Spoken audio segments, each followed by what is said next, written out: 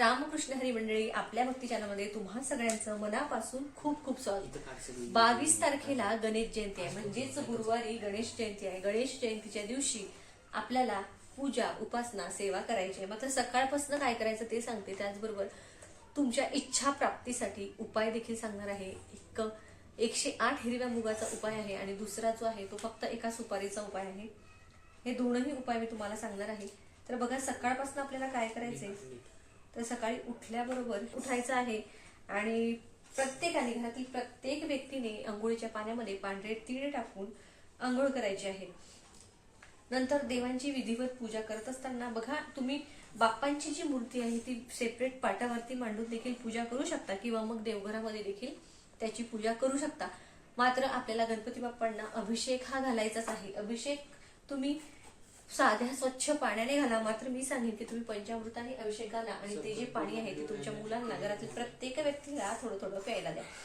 बघा, आता ही तर झाली सेवा. गणपती बाप्पाला 21 दिवा, त्याचबरोबर लाडवांचा नैवेद्य किंवा मग बघा आपल्याला तिळगुळाचे लाडू किंवा तिळगुळाचे मोदक याचा नैवेद्य बाप्पांना दाखवायचा आहे. 21 दुर्वांची जुळी, लाल फुल बाप्पांना आवर्जून अर्पण करा. गणपती अथर्वशीर्षम, त्याचबरोबर गणपती स्तोत्राचं, त्याचबरोबर तुम्ही ओम गण गणपती नमः या मंत्राचं जप, अशी जी सेवा आपल्याला येते ती सगळी सेवा करायची. आता उपाय जो आहे तो तुम्ही सकाळी करू शकता किंवा संध्याकाळी करू शकता, दिवसभरात कधी करू शकता. मात्र जो राहूचा काळ आहे तो सोडून तुम्हाला करायचा आहे. आता उपाय कशासाठी आहे बघा, पहिला उपाय जो सांगते तो इच्छा प्राप्तीसाठी. कुठलीही इच्छा असेल त्यासाठी तुम्हाला उपाय सांगते. एका सुपारीचा, एक सुपारी तुम्हाला आणायची आहे. सुपारी ही घरातली घ्यायची नाही, वापरातली घ्यायची नाही. नवीन चांगली सुपारी तुम्हाला दुकानातनं विकत आणायची आहे. आणि बघा, देवघरासमोर बसूनच तुम्हाला ती सुपारी स्वच्छ धुवून पुसून घ्यायची आहे. जिथे गणपती बाप्पाची मूर्ती आहे त्या गणपती बाप्पाच्या मूर्ती समोरच ती सुपारी तुम्हाला ठेवायची आहे. आता बघा, सगळ्यात आधी तुम्हाला संकल्प सोडायचा आहे. संकल्प सोडत असताना आपल्याला आपलं नाव सांगायचं असतं. जसं की माझं नाव तृप्ती, गोत्र सांगायचं. गोत्र माहित नसेल तर कश्यप म्हणायचं. मी तृप्ती कश्यप गोत्रातली. तुमची जीही कुठली इच्छा असेल की माझ्या मुलाच्या नोकरीसाठी किंवा माझ्या मुलाचं लग्न जमत नाहीये किंवा माझं कुठली तुमचं एखादं कार्य जे आहे ते अडकलेलं आहे, तर त्यासाठी तुम्ही ते सांगायचं आहे संपूर्ण आणि तो संकल्प सोडायचा आहे. नंतर ती जी सुपारी आहे जी तुम्ही घेतली ती धुवून स्वच्छ पुसून त्या गणपती बाप्पाच्या मूर्तीसमोर किंवा देवघरामध्ये तुम्हाला ठेवायची आहे. आता बघा, ती ठेवल्यानंतर तुम्हाला त्याला हळदी, कुंकू, अक्षदा, लाल फूल अर्पण करायचं आहे आणि तुमची इच्छा सांगायची आहे त्या सुपारीला. त्याचबरोबर बघा, ती जी सुपारी आहे ती तुम्हाला दररोज तिथेच देवघरामध्ये पूजायची आहे, जोपर्यंत तुमची इच्छा पूर्ण होत नाही तोपर्यंत. आणि ती तुमची इच्छा पूर्ण झाल्यानंतर तुम्हाला ती वाहत्या पाण्यामध्ये विसर्जन करायचे. बघा, असं म्हणतात की गणेश जयंतीच्या दिवशी तुम्ही कुठलीही सेवा केली, कुठलाही उपाय केला तर तो 100% पूर्ण होतात. कारण गणपती बाप्पांच्या लहरी ज्या आहे त्या पृथ्वीवर येत असतात असं सांगितलं जातं. त्यामुळे या दिवशीच्या उपायाला आणि सेवेला अतिशय महत्व आहे. दुसरा उपाय असा आहे की तो हिरव्या मुगाचा आहे, की जो आपल्या मुलांना अभ्यासामध्ये यश देण्यासाठी असेल किंवा मग मुलांचं कुठलंही नोकरीचं असेल, लग्नाचं असेल, कशासाठीही मुलासाठी आई हा उपाय करू शकते. तर बघा, तुम्हाला काय करायचं आहे, तर अर्थात तुम्हाला 108 हिरव्या मुगाची दाणे घ्यायची आहेत आणि एक हिरव्या रंगाचा कापड घ्यायचा आहे. तुम्ही हा उपाय सकाळी करू शकता, संध्याकाळीही करू शकता. मात्र संध्याकाळी करणार असाल तर अंधार पडण्याच्या आत तुम्ही करा. म्हणजे बघा, तर तुम्हाला काय करायचं आहे, तर 108 हिरवी मुगाची दाणे, अर्थात सगळी पूजा आधी झाली पाहिजे. गणपती बाप्पांना अभिषेक वगैरे झाला पाहिजे. लाल फूल, 21 दुर्वा अर्पण करायलाच हव्यात. 108 मुगाची दाणे एका वाटीमध्ये घ्यायची. एक मुगाचा दाणा हातावरती घ्यायचा.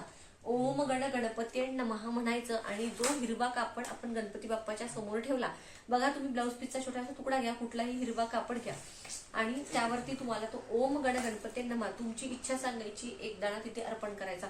ओम गण गणपती तुमची इच्छा, असं 108 दाणे तुम्हाला बाप्पांच्या समोर तिथे अर्पण करायची आहेत. आता ती जी दाणे आहेत तर ती तिथे बाप्पाजवळ तुम्हाला ठेवायची आहे. थोडा वेळ तशीच उघडी ठेवायची. नंतर त्याची पोटली बांधायची, बाप्पाजवळ ठेवायची. रात्री झोपताना मुलांच्या उशाखाली तुम्हाला ती पोटली ठेवायची आहे. आता आमची मुलं हॉस्टेलला राहतात, घरी नाहीयेत, मग कसं करायचं, तर तुमची मुलं जेव्हा घरी येतात तेव्हा त्यांची आवडती जागा जिथे ते बसतात तिथे तुम्ही ती पोटली ठेवू शकता किंवा मग तुम्ही त्यांच्या कपड्यामध्ये, एखाद्या कपड्यामध्ये देखील ती पोटली तुम्ही ठेवू शकता. कुठली कुठल्याही म्हणजे तुमची मुलं जर बघा, आता 2 मुलं असतील तर 2 पोटल्या बनवायच्या, 1 मुलगा असेल तर 3 मुलं असतील तर तिघांच्या वेगवेगळ्या पोटल्या बनवायच्या. हा अतिशय सुंदर असा उपाय आहे की जो तुम्हाला तुमच्या मुलांसाठी मुलांसाठी करायचा आहे. आता बघा, हा उपाय इथेच थांबत नाही, तर याचं आणखी काय आहे माहितीये का? हा आता दुसऱ्या दिवशी त्या पोटलीचं काय करायचं, रात्रभर ती पोटली तिच्याच ठेवायची. म्हणजे गणेश जयंती झाली, आता दुसऱ्या दिवशीचा शुक्रवार, तर तुम्हाला सकाळी आंघोळ वगैरे करून गणपती बाप्पांच्या मंदिरात जायचंय. आता तुम्ही असं म्हणू नका की आमच्याकडे गणपती बाप्पाचं मंदिर नाहीये. प्रत्येक ठिकाणी गणपती बाप्पांचं मंदिर असतंच, कुठल्याही मंदिरामध्ये गणपती बाप्पांची मूर्ती ही असतेच. त्यामुळे तुम्हाला मंदिरातच जायचं आहे. दुसऱ्या दिवशी सकाळी अंघोळ वगैरे करून मंदिरात गेल्यानंतर, अर्थात मंदिरात जाताना लाल फूल, दुर्वांची जुडी, मोदकांचा नैवेद्य किंवा लाडवाचा नैवेद्य, नाही काही जमलं तर गुळखोबऱ्याचा नैवेद्य सोबत घेऊन जा आणि ती पोटली सोबत घेऊन जा. तिथे गेल्यानंतर गणपती बाप्पांना ती पोटली त्यांच्या चरणांजवळ अर्पण करा आणि परत तुमची एकदा इच्छा सांगा की ज्या कशासाठी तुम्ही ते केलं होतं. आता बघा, तुम्ही म्हणशाल की ही पोटली आम्ही घरच्याच देवाजवळ अर्पण करू का? तर नाही, अजिबात चालणार नाही. तुम्हाला मंदिरामध्ये जाऊनच ती तुम्हाला अर्पण करायची आहे. बघा, मुलं जर स्वतः उपाय करत असतील तर अतिशय उत्तम. मात्र तुम्ही 108 वेळा मुगाची दाणे अर्पण करत असताना फक्त ओम गणपती नमः या मंत्राचा जप न करता गणपती अथर्व शीर्षमचं मुलांच्याकडून पठण करून घ्या. मुलं लहान असतील तर आईनी करा, मुलांना मांडीवर बसवा. अशा पद्धतीने हे जे 2 उपाय आहे, एक सुपारीचा उपाय जो आहे तो सुद्धा अतिशय सुंदर आहे आणि हिरव्या मुगाचा उपाय देखील आहे, तो सुद्धा सुंदर आहे. ते दोन्ही उपाय तुम्ही करू शकता. व्हिडिओची माहिती तुम्हाला आवडली, व्हिडिओ जर तुम्हाला महत्वपूर्ण वाटला तर व्हिडिओला लाईक नक्की करा. रामकृष्ण हरी, जय श्रीराम, जय गजानन.